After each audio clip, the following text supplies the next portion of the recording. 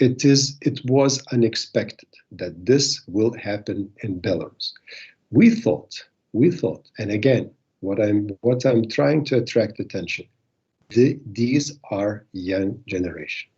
Why? I mentioned about Lithuanian situation, and this is the same in Belarus. They are young generation.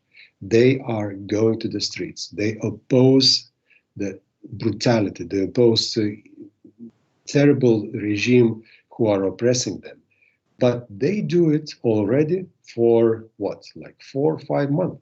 So this is an incredible, and probably we thought that maybe identity in the Belarusian people has been lost because, you know, Lukashenko has been in power in 26 years, and there are also some people from Belarus, and we watch on TV that young generation, they would say that I was born when Lukashenko was here. So, well, it's an intriguing situation for the political thinkers, for analysts to see that so many Belarusian people, they are having their identity and they want to live free. That is the most important thing. What you had in Poland with the Solidarność movement, what we had in Lithuania with Sąjūdis movement, we wanted to live free and to be independent.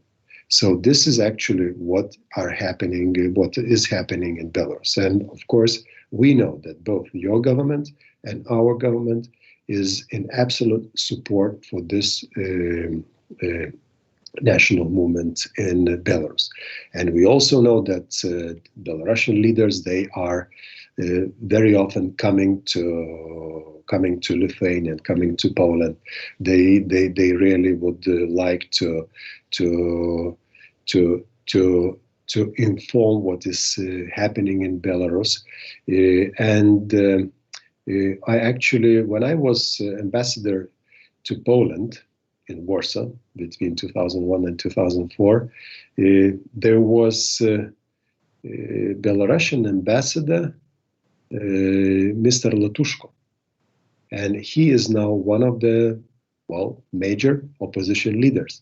And he was ambassador from Belarus. And he was a very young ambassador. I think he was about 30 years of age. And I met with him. And frankly, I never expected that he will become, turn out into different political directions. So here we are, that indeed he is one of the main opposition leaders. Mm-hmm. So do you think that the change of generations is a key factor, is one of the key factors of the protests in Belarus, of the desire to change the government, change the way the government rules? Yeah, I think so. I really think so. I think, of course, change of generation, social media, everything, what is happening.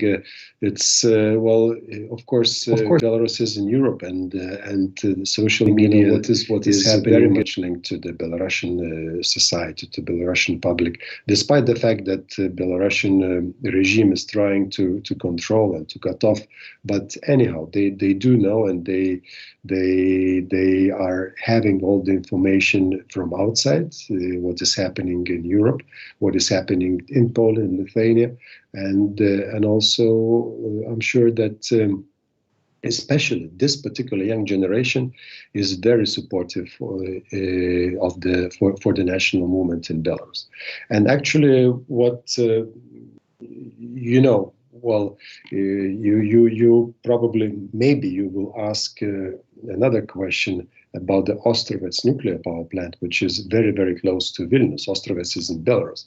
That nuclear power plant is built by the Russian corporation, Rosatom, but actually it is only 45 kilometers from Vilnius, 45 kilometers. So, and it is only 5 kilometers to Lithuanian Belarusian border. So it is indeed a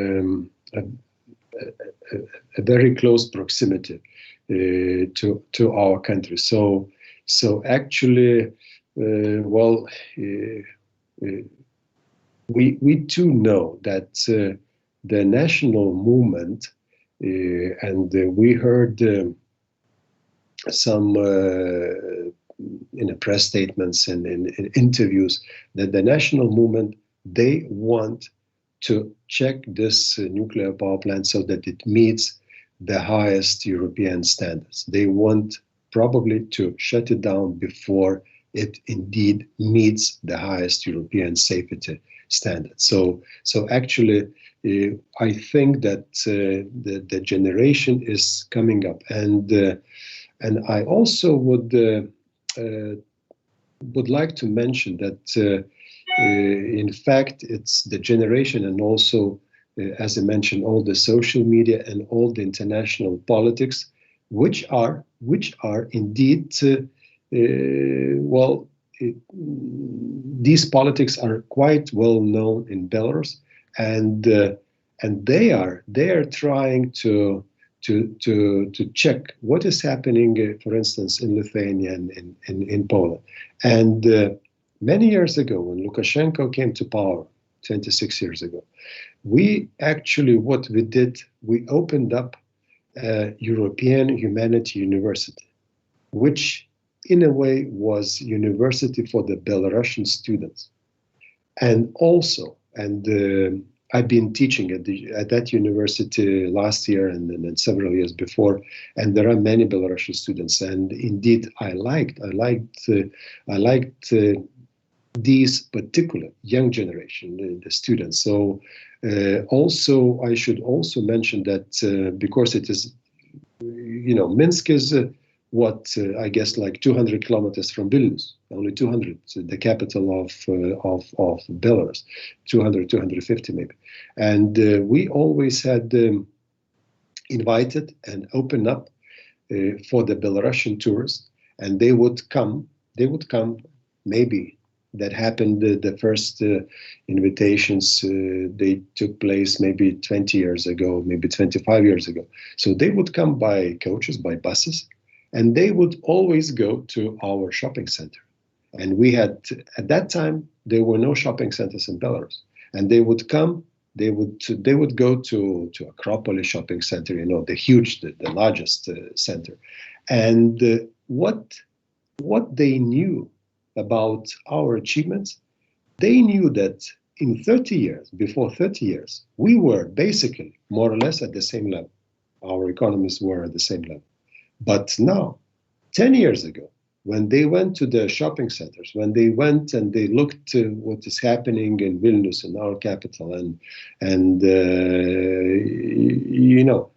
differences were so huge, and they liked what we, of course, and you had achieved in our independence years. So I think these are the great motivation for especially the young people of Belarus. Mm-hmm. And they see the benefits of European integration, which happened. Of course, and then actually Tsikhanouskaya was 2 days ago was in Brussels. So they received I think they received some kind of a declaration from the European Parliament. They met with Monsieur Borrell from the European Council, and also with some other meetings. So I think that of course this is yet a long way to go, but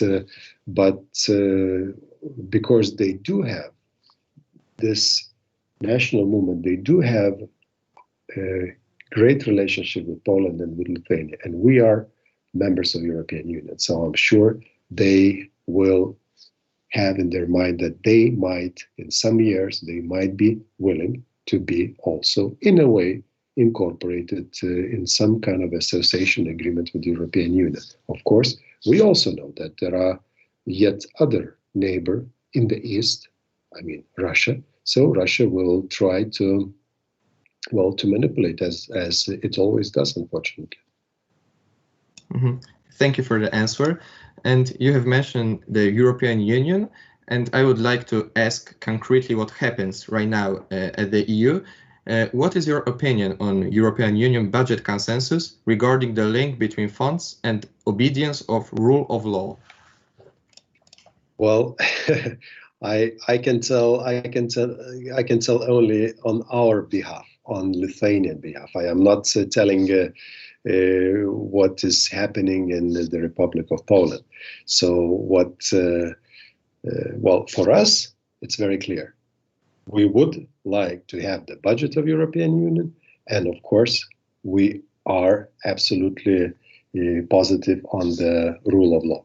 And actually, when we are discussing with our partners in the European Union, all the member states, when we discuss with the European Council, with the European Commission, well, we don't see any problems about, for instance, the rule of law.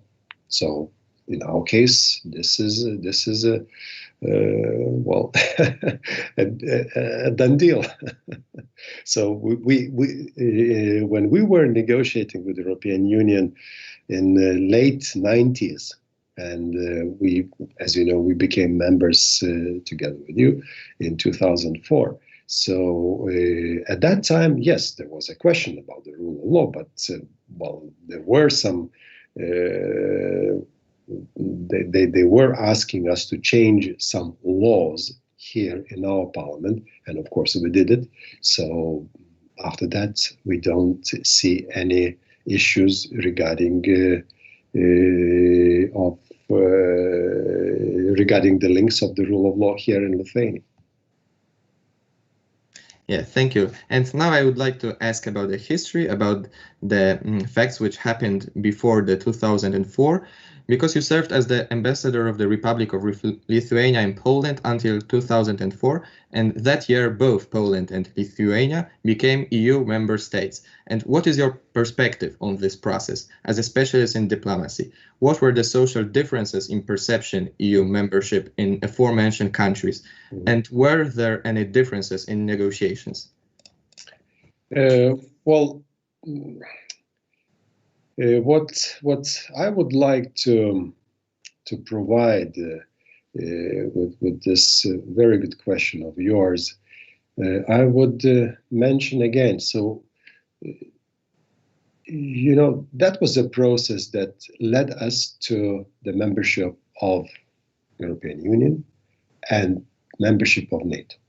So we always knew that since our independence 30 years ago, Polish independence, Lithuanian independence, basically all the Eastern European independences.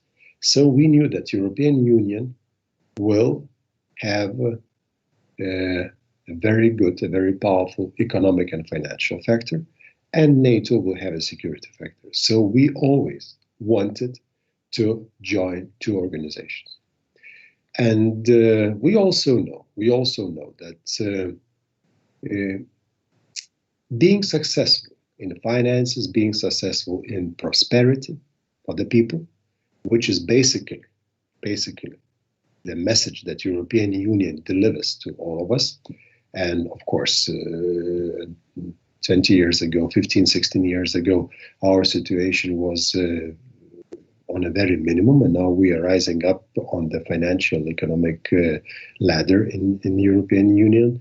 So it is important, but we always have to take care of our security, and that's why I think, especially for your country, for us, for other Baltic states, because we do have an unpredictable neighbor in the east. I think it is very important that we should always have, we should always have these two particular organizations in, one or two hands, NATO and European Union and NATO. So we should always try to do so that all these organizations should be as much successful. So when you ask about European Union, at the beginning, what they knew about us, the people in Brussels, our partners, our allies from the other European Union countries, they knew that we always have been in Europe. But after that, after the Second World War, we have been occupied, and there was an Iron Curtain based in Germany and in Czech and Hungary Republic. So actually, it had been removed 30 years ago. But they knew that we are in Europe. We are not somewhere in the eastern geographic location. No, we are basically in Europe. And they knew that we would always try to become members of the European Union. And of course, I think there were referendums, of course, to support European Union membership.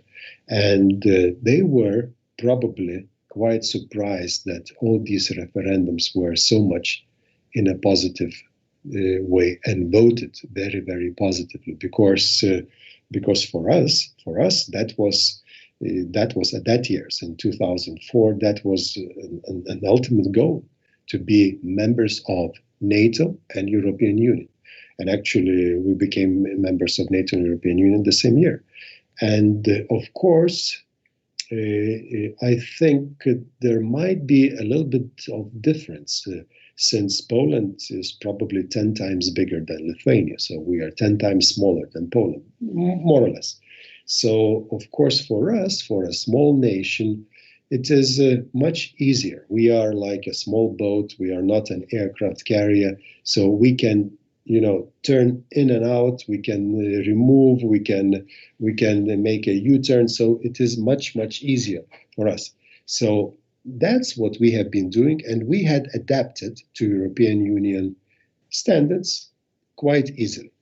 But I know that for bigger countries, especially Poland is one of the largest countries in the Eastern Europe, which had joined European Union. So, of course, I do understand that there are some issues that Polish government would try to see in a little bit different way that European Union would like to see. Of course, I understand, because we are in the same, I should say, religious. You're Catholic, we are Catholic, and more or less, probably these are the highest numbers of population, both in Poland and Lithuania, in the Catholic belief. So I think, for instance, in Poland there is a discussion about the migrants, for instance. So yes, I understand, because this is yet another reason, and also linked to the Catholic beliefs. So probably Polish people would like to think that what is maybe good in terms of economy, for instance, in Sweden, maybe it is not as good in terms of the people's mind, of the people's beliefs, of your economy, so that maybe you would not be able to receive so many migrants as for instance, Sweden would receive. So these are small issues, but what I should say, yes, we also do have some issues with the European Union, but more or less Lithuania are still in the epicenter of the European Union coordination. So I think that if there are differences, so probably the differences are in the result of probably a larger country as Poland is, more people. You also do have, I should say, kind of a major negotiating tactics in Brussels. So we'll see how it will go in the future. Thank you. So do you think that the difference between the countries in European Union, for example, in perceiving some issues, as you mentioned, for example, immigrants, can can affect the work in European Union, especially during the time of the pandemic? How can that affect the cooperation in those difficult times? Well, pandemic is of course a different matter, different issue. But what I mentioned, in certain issues, the larger the country is indeed a little bit easier to protect your own interests rather than when you are a much smaller country. So I think so. Because you can build negotiating teams with other countries. So because you have more votes in the parliament. So indeed it is a little bit easier. But when the pandemic is hitting all of us, so of course, as you know, in the first wave of the pandemic, which happened in the spring, so we were quite well here in Lithuania. But now, in this particular weeks and days, we are, I should say, one of the leading countries in Europe in terms of the diseases which are registered per million people. So it is indeed a complicated time. Actually, we have a new government. As you have already mentioned, Evelina Dobrovolska, she is the member of the new government. This new government has been in power only for a week. So we had the elections, which had been finished in October 25th. And actually for, more or less more than 1.5 months, these were, I should say, there were two political governmental elements. One element which happened, which was before, they were finishing the role of their activities in the government, and the new government was about to get into the new governmental capacities.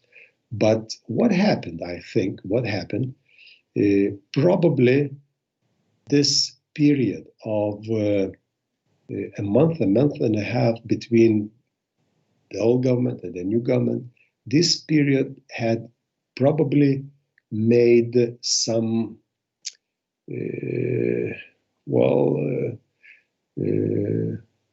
probably we had more infected people than we had before, because the old government, they were not able to introduce tougher measures. The new government was not yet there, and when the new government came, as I mentioned only a week ago, so we said that they said that we have to introduce much tougher lockdown measures. We are now, Christmas is in a week time. So what the new government said that it will be only one family unit which will have Christmas Eve and Christmas party.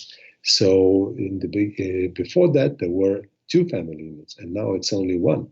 So my son, who arrived from London, and he works in London. He finished university, I think, 10 years ago, and he works in London. So he arrived to Lithuania a couple of months ago, and he is working on the online mode to international corporation in London. And he said, "Okay, I'm coming to Lithuania, and we'll have Christmas." So okay, well, that was we wanted it to happen, and we planned it, but regretfully, there is a new order that it will be only one family unit to have Christmas party. So he is not in our house. He lives in some other apartment in Vilnius. He rented it, and he lived there for several months. So actually, this is a complication, and we also know that in terms of Lithuanian state, that as well as all the other states, that these kind of complications, these are not only economic complications. These are complications in terms of psychology, in terms of all the anxieties, all the stressful situations which are happening. So indeed, we should also try to think about it as well. It is also, I should say, I must mention it, that we in Lithuania, we probably at the moment, we still do have like 3 times more infected people per million people than in Poland and then in Latvia and Estonia. So these are incredible figures, but we also, I think I checked just before we met with you, I checked with the recent data that we had produced 3 times tests more per million people than in Poland. So actually we test 3 times more people here in Lithuania than in Poland per million people. So actually, well, in a way, these are complicated matter, complicated case. Let's hope, I do hope that, in Easter time, which will be April 4th, we shall have a much brighter, more optimistic and much more positive mood for all of us, you and us. Yes, it's sad to hear that. Also in Poland today, the government has imposed the restrictions in which it will be prohibited in the period of New Year's Eve to communicate and going outside. So something like curfew, and it's also not in Christmas. I'm sorry, not in Christmas, only for the New Year's Eve. Mm-hmm.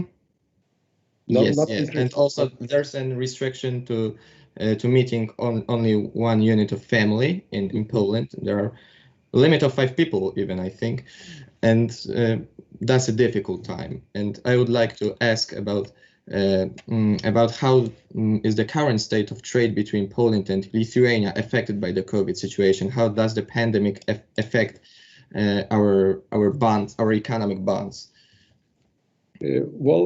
Frankly, I'm not deeply aware of our bilateral trade. But what I think, of course, there are certain industries, like especially hospitality industries, that are very, very affected. We know it, but we also know that I talked with my friends. They are having a logistical infrastructural company, big company. So they are mentioning to me that in COVID month, they had several times higher volumes in their trade, in their operations than before. So actually, we also know that there are very positive branches, disciplines of industry, and there are much more negative branches and disciplines of industry. So people would say that there might be a bigger, deeper economic crisis, but probably, yes, we know that there will be contractions of the GDP, maybe, I don't know, maybe up to 1 or 2%. It will be. We shall see what it will be. These percentages, but I would also mention that these are two levels of industry. So some industry is less good, less positive. Others are much more positive. So basically, more or less, I would say that the economic situation is quite all right.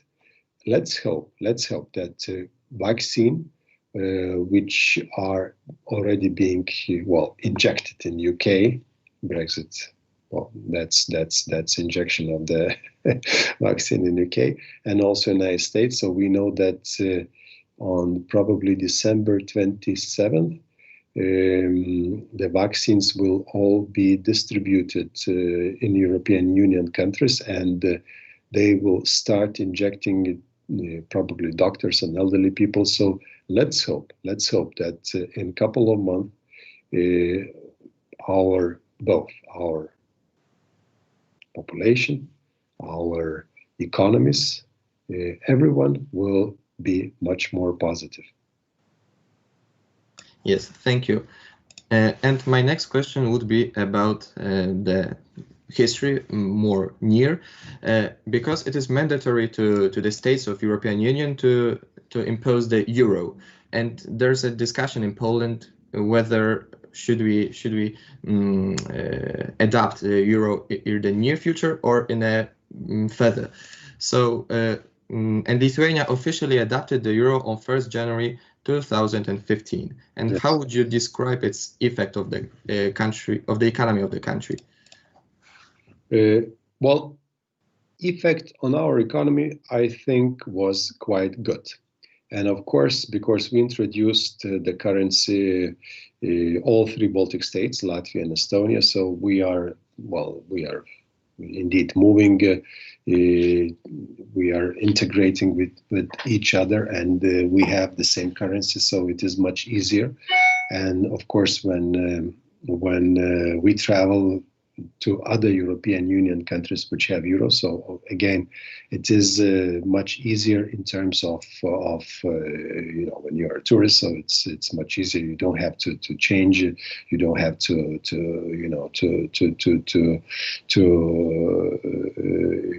get the new currency. But again, what I will come back to what I already answered your previous question about the sizes. When you are the small size, so I think it's easier to introduce a new currency. When you are a bigger size, like Poland, it is indeed a bigger size, so probably you might still see various industries that might not be willing to have indeed a certain big changes in the economy. And what I should also mention, when I was in Poland, 20 years ago, so basically the prices have been more or less the same, or even it was a bit cheaper here in Lithuania. But actually, I traveled to Poland in August when the lockdown was a little bit lifted, and we were able to travel, and we traveled with my wife, and she speaks much better Polish than I do. And she stayed when she was young. She stayed when she was, I think, about 25 years old. She stayed in Gdansk. She stayed for 3 years working with the Polish company, and actually she learned Polish language over there. And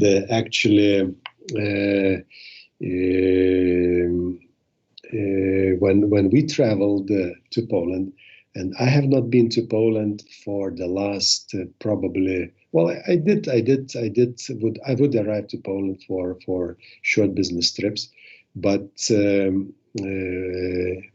I have not been for a leisure period of time, and we went to Warsaw. We stayed there for a few days, and actually, what I should also tell, I will tell that our daughter, who also lives in England, she has a great boyfriend who is a Polish guy, and Artur, he's the Polish guy indeed, and they are partners for, I think, like 4 years, 5 years. And they would always travel. They have business in London, but they would always travel to Poland. And actually, our daughter, because she was with her mother when her mother was in Poland some years ago, so she also speaks a very fluent Polish language, and when she is in Poland, she would always provide us with some addresses of great restaurants. Why? Because my wife, she is the biggest culinary blogger in Lithuania.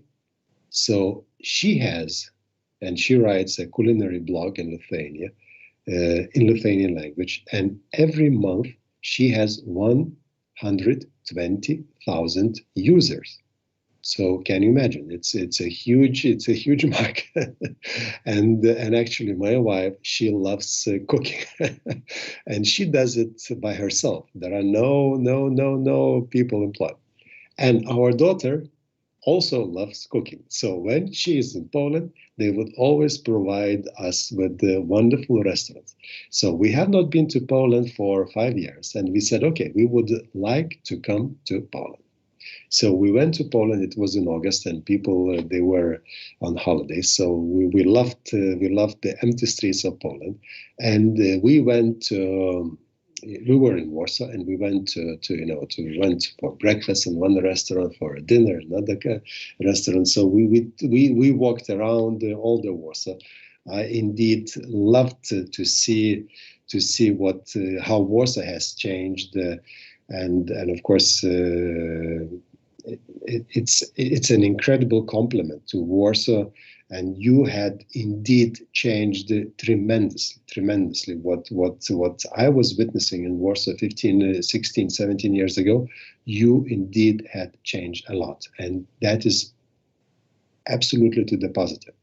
So we would go and we would went into different restaurants, and frankly, what I can tell, the prices in zloty are, well, much lower than in euros. I could tell you, it's not about the difference of the rate. No, what we would go for a restaurant to the restaurant for a dinner, and we would pay hundreds, some I don't know, 50 zlotys or whatever. Well, that would eventually be like 30 euros or something like this.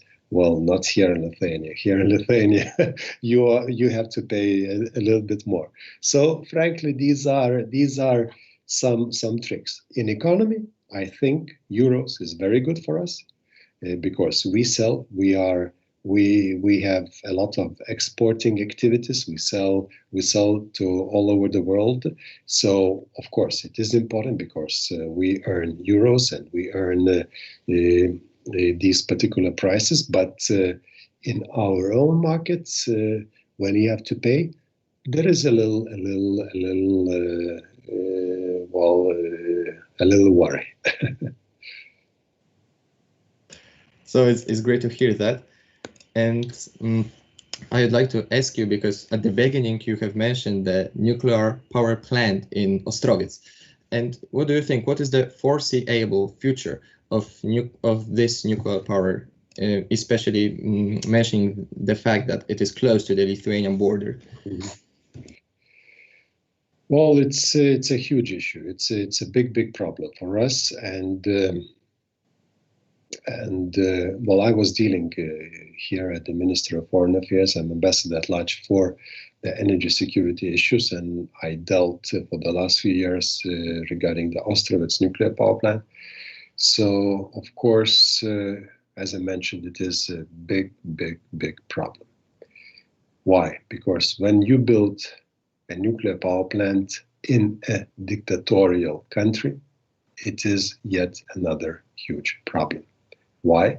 Because the people who are trying to build, they regretfully, they didn't have any competence in Belarus. They never ever had any nuclear power plant, and they are not independent. When you build, we had a nuclear power plant some years ago, which actually we closed. That was in the Soviet years, so we closed it. So, but we still do have a nuclear inspector. So the most important thing for the nuclear inspector is to be independent with the government. You should have your own clear-cut theory, picture, arguments. You should not be basically involved with the government. Regretfully, in Belarus, their nuclear inspectors, they are, very much dependent on the government, on the Belarusian government. That's one thing. And of course, when my foreign minister asked me some years ago to look into this particular matter, the next day I went and I met with the general director of this nuclear inspectorate. And I asked him, tell me please, what should we be concerned about Ostrowiec nuclear power plant? Just, why do we have to be concerned? And he told me, look, if you build a nuclear power plant, you should ask 3 questions. Where? What is the site? What is the location? Another question is, what will be the impact on environment? And how you will build. So I already answered to you on how.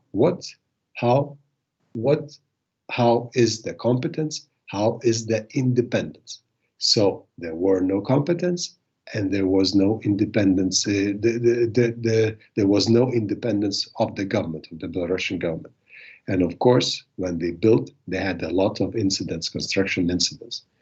What is the impact on environment? They never ever made any studies on the environmental impact assessment. When we wanted to build a new nuclear power plant 12 years ago, but we never did it. We just, the company had been created for 1 year, for maybe 1 year and a half. So we had, there was a cooperation between the 3 Baltic states. We were willing to have it a regional nuclear power plant, and we also did it with Polish government. We wanted that Polish government should also be in that nuclear power plant here in Lithuania. And actually, in those years, I was also with this energy business, and I had been traveling to Poland and meeting with the Polish government at that time. The prime minister in those years was Jarosław Kaczynski. I think it was 2007, 2008, something like this. And he was here in Vilnius, and then we've been discussing with him all this issue. So actually, what we did, we picked up the location, which was with the previous nuclear power plant. We informed about the site to all our neighbors, to Belarus, to Poland, to Russia, because we have Kaliningrad, to Latvia. They said, okay, you can build it. Then we opened up the tender for an environmental impact assessment, and the tender was won by the group of Finnish experts from Finland. They did the environmental impact assessment, and they provided to us, to the company, 1,000 pages, of course, uploaded in the internet, in the computer, and also the pages in print. So our prime minister, the next day, he made a press conference. He showed to all our Lithuanian people that we indeed had this environmental impact assessment, and this is so safe to build a nuclear power plant. We translated this into English, into Polish, and into Russian. We uploaded on the internet. We went with this environmental impact assessment. We went to Minsk. I was in Minsk in 2008 or whatever. I was in Minsk, and we had presented this environmental impact assessment to Belarusians. They said, oh, all right. They never told us about the location, the site, where the nuclear power plant is to be. They never mentioned about Ostrowiec, which is only 5 kilometers from our border, 45 kilometers from the capital, Vilnius. They never, ever mentioned it to us. They started to build. And this is impossible. Everyone who builds should mention to the neighbors if the neighbors are within the 100 kilometers from this nuclear power plant. They never mentioned. They never did environmental impact assessment. They never came to us. They never brought this environmental impact assessment. So basically, all the three questions which I asked to our nuclear inspector were, what is the environmental impact assessment and how it should be built? They are wrongly, and they are answered wrongly on the Belarusian side. And of course, we know, well, this is about the project, kind of a Lukashenko project, also very much financed by Rosatom, financed by the Russian government. So we indeed know that this is not just an economic project, this is a geopolitical project against us, against Lithuania, and against Latvia and Estonia. And why? Why this is a geopolitical project? Because we would like to cut off the grids and our grids, our electricity here in Vilnius, in Lithuania, in Latvia and Estonia. Our grids are connected to Russia. And this is a big grid system which is covering 5 countries: Estonia, Latvia, Lithuania, Belarus, and Russia. So what we want to do, we want to cut off the grid. We want to synchronize with Poland. We should synchronize with Poland to European Union. And we have already one grid, which is called LitpoLink, which has been built 6 years ago. It's functioning very well. And we need to build yet another link. And this link will be called the Harmony Link. It will be laid on the bottom of the Baltic Sea from Lithuania to Poland. So that's how we shall be synchronizing and disconnecting with Russia and synchronizing together with Latvia and Estonia to Poland and to European Union. So these are huge, huge projects, huge issues. And we should be completing this particular project in 2025. So it's very, very close. And that's why Russia, they built this nuclear power plant just in our border, next to our border. And that's why they would like to, when they will start producing electricity, they would like to make everything possible to cut us off from the synchronization to European Union. Yes, so that was the quite irresponsible demeanor while locating this nuclear plant. Yeah, indeed. So I would like to ask about another energetic issue, about the Nord Stream 2. What about its future? Is there a need for any change in this project? If so, then what would those changes be? Well, you are talking to a great ally to the Republic of Poland on this particular issue. We've been always lobbying for, in Brussels, in every other, neighboring state, member state of European Union. We've been lobbying in United States as well. And actually what we have been telling that Nord Stream should be stopped.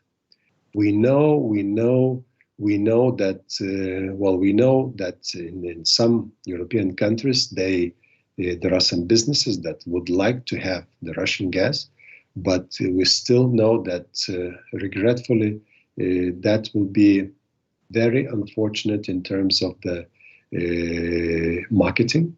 And of course, I think when Mr. Navalny has been poisoned in August, so and Germany had send an aircraft to pick him up to Berlin, and there are certain political leaders in Germany, in Conservative Party and also in the Green Party, that they would like to probably stop the Nord Stream. So it will be very interesting, because we know that United States Congress, they had imposed severe sanctions on the companies, both Russian and international companies, who are constructing the Nord Stream project. And the international companies, because of the sanctions, they basically stopped constructing. There was, for instance, there was a Swiss ship which has been laying the pipes on the Baltic Sea. But after the sanctions, this ship has been gone. There is yet another, a Russian ship, which is arriving, and probably it will be laying the pipelines. So we know that this project is 85–90% completed, but it is not yet functioning. So, of course, I know that there is a change of the US administration. I am, well, of course, we are delighted that Joe Biden is also the part of the new administration. When I was working in the United States, actually, I worked in the United States. From the United States, my president, I was deputy ambassador in the United States. So my president appointed me to become ambassador to Poland. So because I lobbied heavily for Lithuania's membership in NATO. So, well, frankly, I never knew that the president would like me to be his ambassador to Poland. And when I was ambassador to Poland, so basically I think I was 38 years old. So actually it was quite a young ambassador.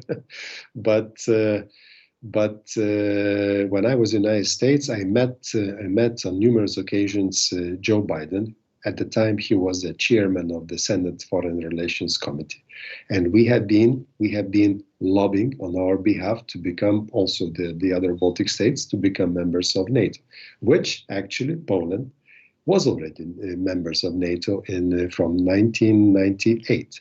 So actually, what I should mention that when I was ambassador to Poland, I would very much say that I appreciate everyone's, positions and oppositions, political parties, governments, think tanks.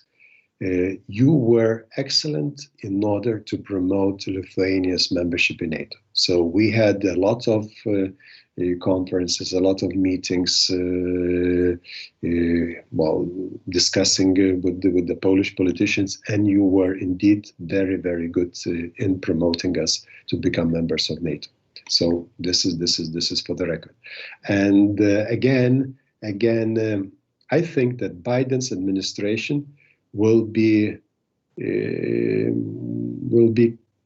very tough on Russia. And I think that they will also be quite tough on the Nord Stream project. And of course, let's hope that our new government, which I think will be indeed a little bit more tougher on also Nord Stream, that together with the Polish government, they will have good success in Brussels. Thank you, and we are approaching the end of the meeting, and I would like to ask you the last short question: what surprised you the most while working in Poland? What surprised me the most? Yes. Okay. Well, first, I should tell that I like Poland very, very much. Why? Because my grandmother's family, she was I think maybe 100% Polish. She was in Kowno.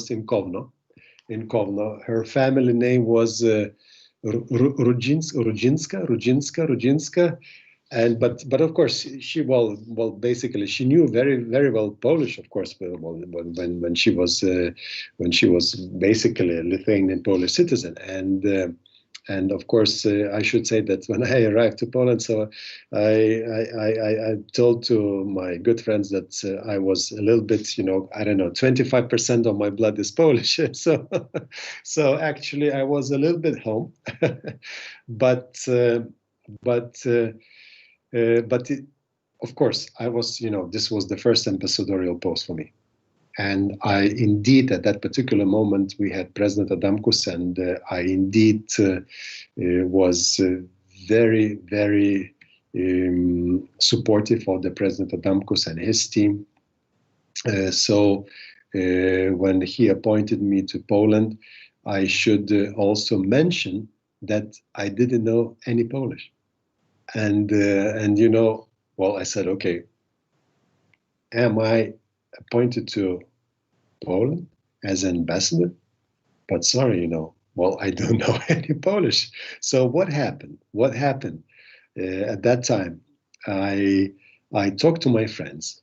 I sent them more or less about 10 sentences, like for instance, I do not speak any Polish, but I will cover it up in a few months. Or like, you know, one was the sentence which was very, very important. Mr. President, at that time it was President Aleksander Kwaśniewski. Mr. President, I would like to present to you letters of accreditation. Listy uwierzytelniające. Listy uwierzytelniające. So I still remember until now. So actually, well, they did it. And actually, when I arrived to Poland, so of course, my Polish language was not that good. But in half a year, I actually did all my dialogues, all my conversations in Polish. And actually, when I was going to meet some meetings with the Polish colleagues, I did had a translator, but I would always tell, look, I will try to speak myself, but if I have some words are missing, so please help.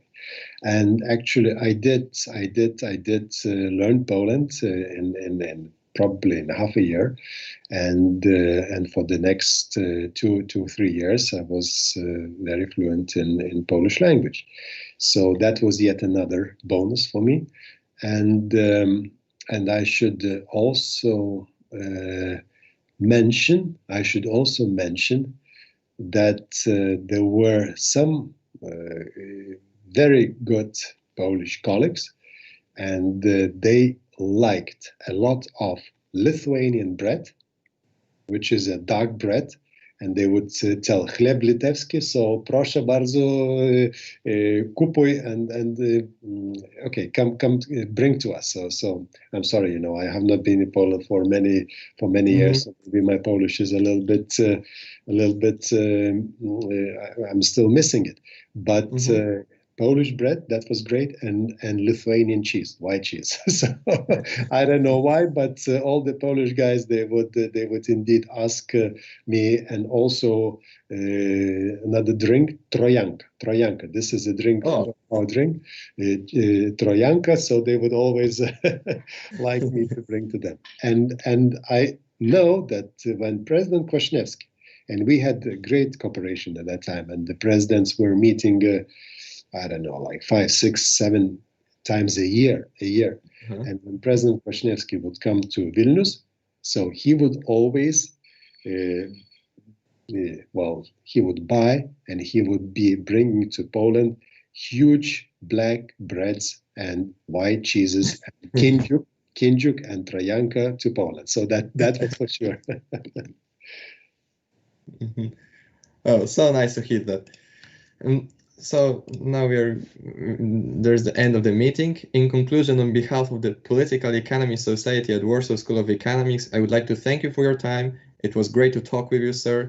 And thank you. Thank you a lot. Thank you a lot. Thank you. I wish you a nice evening. Dziękuję. Wszystkiego dobrego. Okay.